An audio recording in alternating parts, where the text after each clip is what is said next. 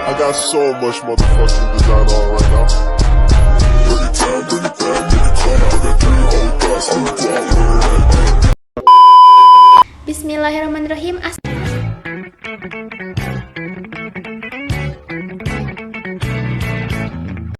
Bismillahirrahmanirrahim. Assalamualaikum warahmatullahi wabarakatuh.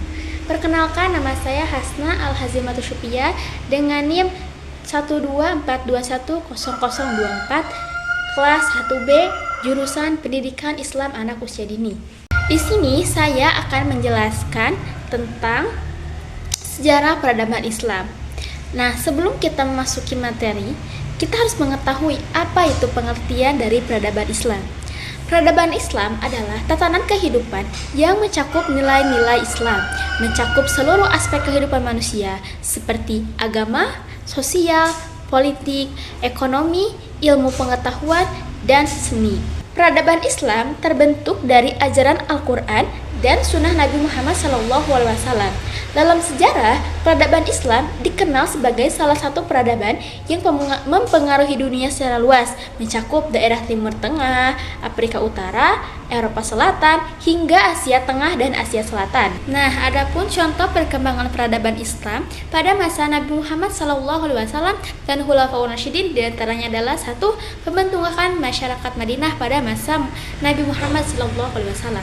Setelah hijrah ke Madinah, Rasulullah SAW berhasil membentuk tatanan masyarakat yang berlandaskan pada persatuan, keadilan, dan ketaatan kepada hukum Islam. Beliau menyusun Piagam Madinah yang menjadi kontribusi pertama di dunia.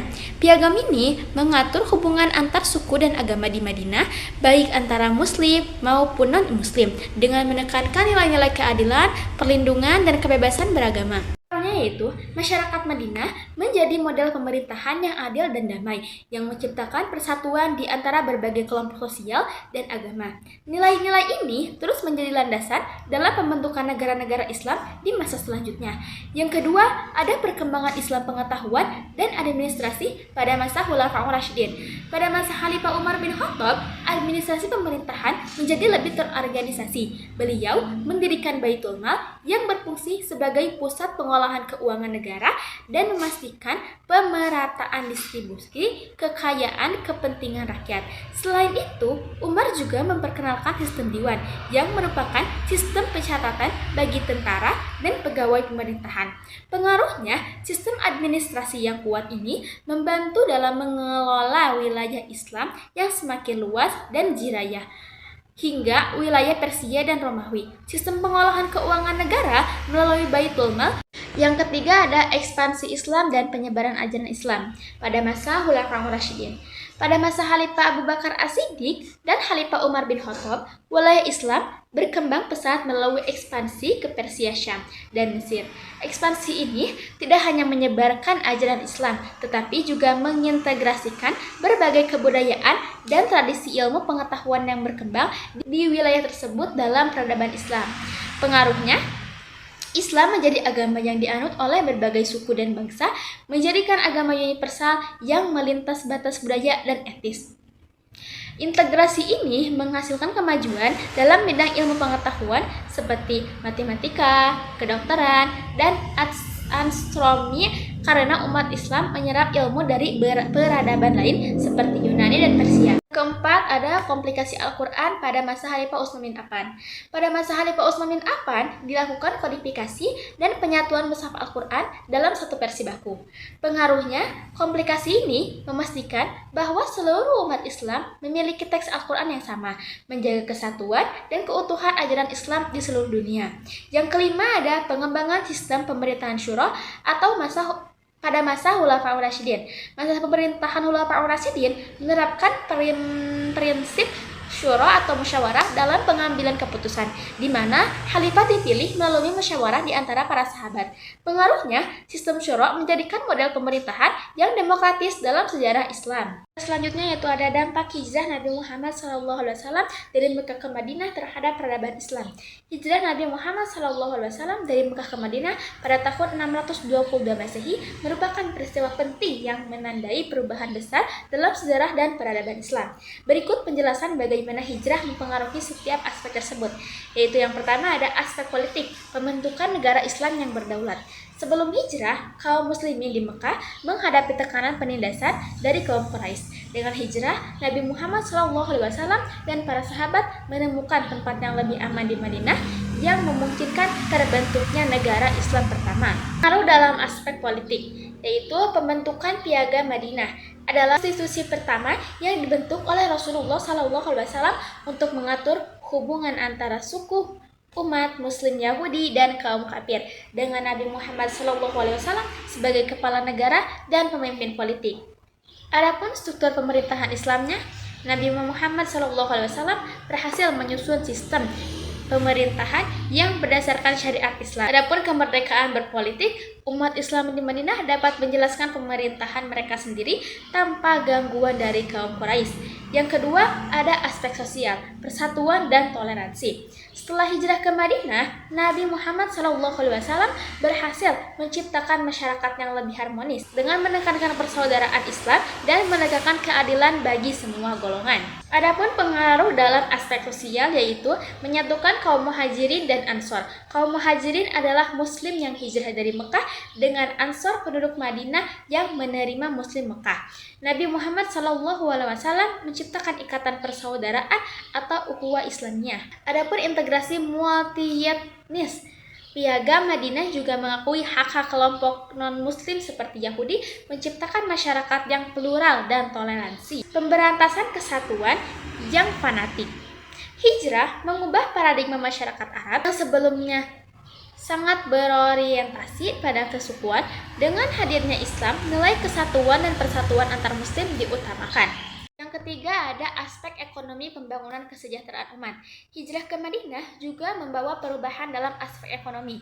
Sebelum hijrah, kaum muslim di Mekah menghadapi banyak hambatan ekonomi seperti boikot perdagangan oleh kaum Quraisy. Tetapi di Madinah, umat Islam dapat lebih bebas mengembangkan Islam ekonomi yang lebih adil dan sejahtera bagi semua. Adapun pengaruh dalam aspek ekonomi yaitu adalah pembangunan pasar Islam. Di Madinah, Nabi Muhammad SAW membangun pasar Islam yang bersih dari riba dan ketidakadilan yang didasarkan pada prinsip-prinsip syariat Islam. Yang selanjutnya ada penerapan zakat. Nabi Muhammad SAW menginstitusikan zakat sebagai kewajiban bagi umat Islam yang mampu. Zakat berfungsi sebagai alat redistribusi kekayaan dari golongan yang mampu kepada yang miskin. Yang selanjutnya ada kemajuan ekonomi melalui persaudaraan.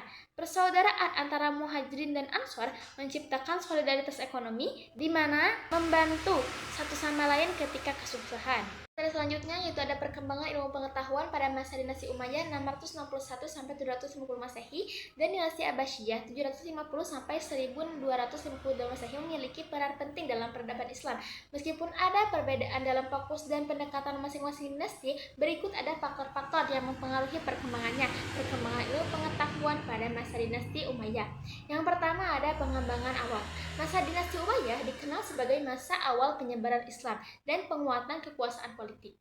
Pada masa ini, perhatian terhadap ilmu pengetahuan mulai tumbuh.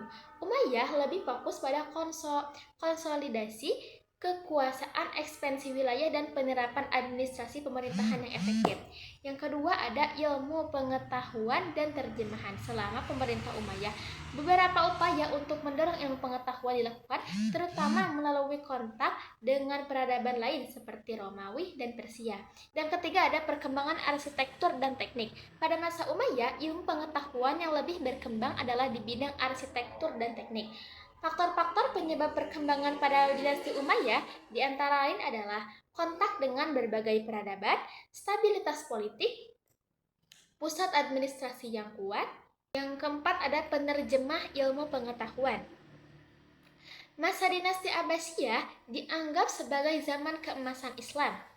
Dalam ilmu pengetahuan, Khalifah Abbasiyah terutama Harun al-Rasyid dan Al-Ma'mun mereka mendirikan lembaga Baitul Hikmah di Baghdad yang berfungsi sebagai pusat penerjemahan dan pembelajaran. Yang kelima ada kemajuan dalam berbagai ilmu. Pada masa Abbasiyah, ilmu pengetahuan berkembang pesat di berbagai bidang seperti matematika, astronomi, kedokteran, filsafat, dan fisika. Keenam ada perpustakaan dan lembaga pendidikan. Di bawah Abbasiyah, perpustakaan besar dibangun di Baghdad yang berfungsi sebagai pusat riset dan pendidikan, menjadi tempat bagi para ilmuwan untuk belajar, menulis, dan lain sebagainya. Yang ketujuh ada sistem pendidikan formal. Pada masa Abbasiyah, lahir sistem madrasah sebagai institusi pendidikan formal yang mendukung pembelajaran, ilmu pengetahuan agama, dan ilmu dunia. Adapun faktor-faktor penyebabnya yaitu perkembangan pada masa dinasti Abbasiyah. Perkembangan pada masa dinasti Abbasiyah, dukungan pemerintah, Baitul Hikmah, perdagangan, dan kontak dengan peradaban lain, toleransi dan pluralitas, perbandingan utama perkembangan ilmu pengetahuan dan dinasti Umayyah dan Abbasiyah.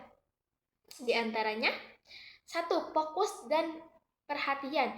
Pada masa Umayyah, ilmu pengetahuan masih dalam tahap pengembangan awal, dengan fokus utama pada arsitektur dan teknik. Sementara itu, pada masa Abbasiyah, ilmu pengetahuan berkembang pesat di berbagai bidang, berkat dukungan penuh dari pemerintah. Yang kedua ada penerjemahan ilmu pengetahuan. Pada masa Abbasiyah, penerjemah karya-karya ilmiah dari berbagai bahasa Yunani, Persia, India lebih intensif dilakukan, yang kemudian dikembangkan menjadi teori-teori baru.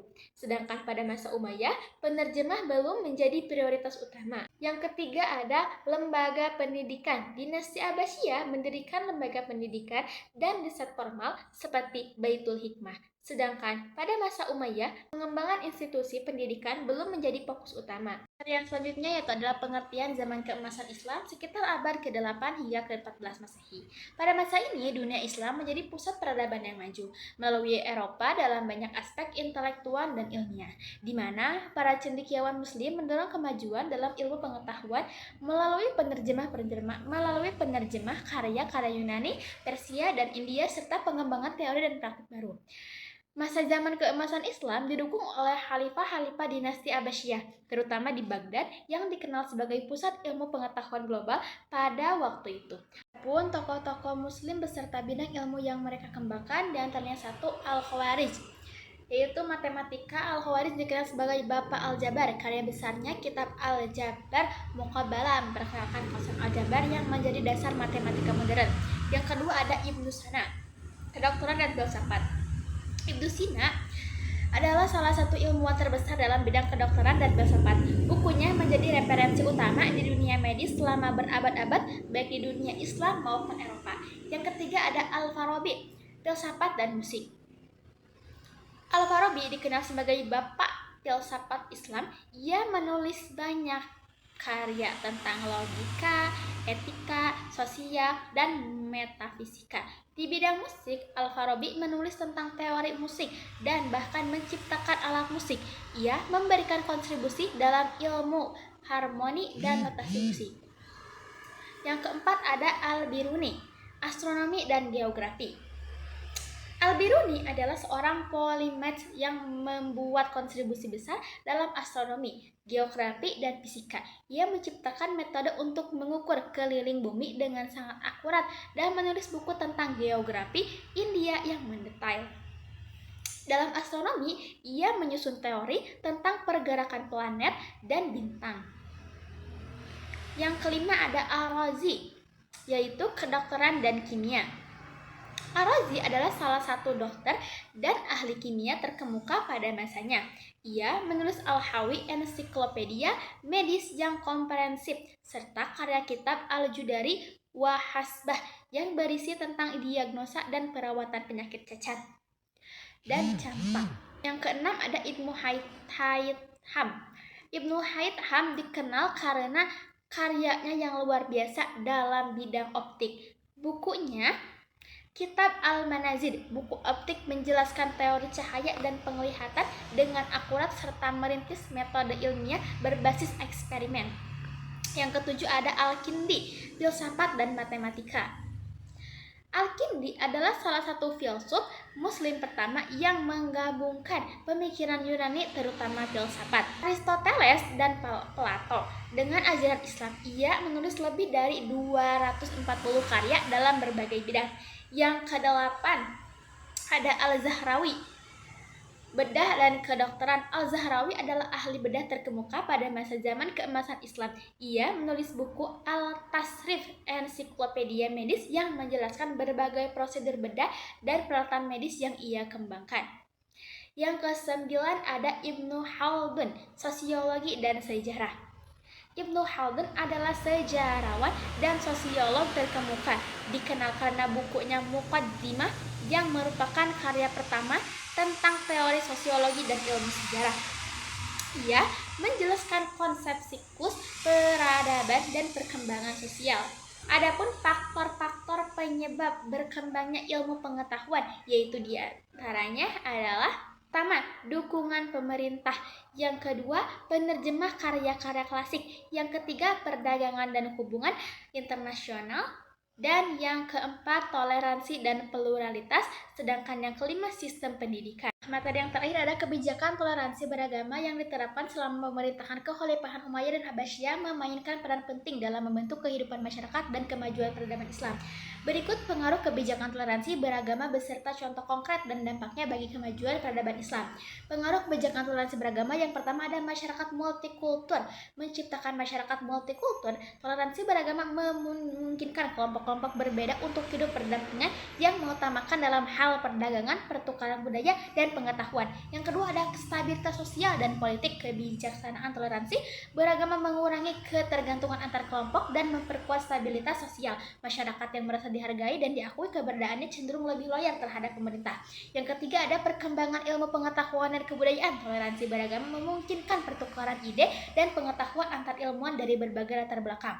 Contoh kebijakan toleransi beragama yang pertama ada kebijakan Umayyah, penerimaan non-muslim, ziyah, dan yang kedua ada kebijakan Abbasiyah, penghargaan terhadap ilmuwan non-muslim dan kebebasan beribadah. Dampak bagi kemajuan peradaban Islam diantaranya satu ada perkembangan ilmu pengetahuan, dan kedua ada kebudayaan yang kaya, dan ketiga ada stabilitas ekonomi, yang keempat ada integrasi sosial. Nah, mungkin hanya itu yang dapat saya sampaikan tentang materi sejarah peradaban Islam. Mohon maaf bila ada kesalahan, kurang lebihnya juga mohon dimaafkan. Wabillahi taufiq wal hidayah. Wassalamualaikum warahmatullahi wabarakatuh. Family time, I got 3 whole thoughts on the block.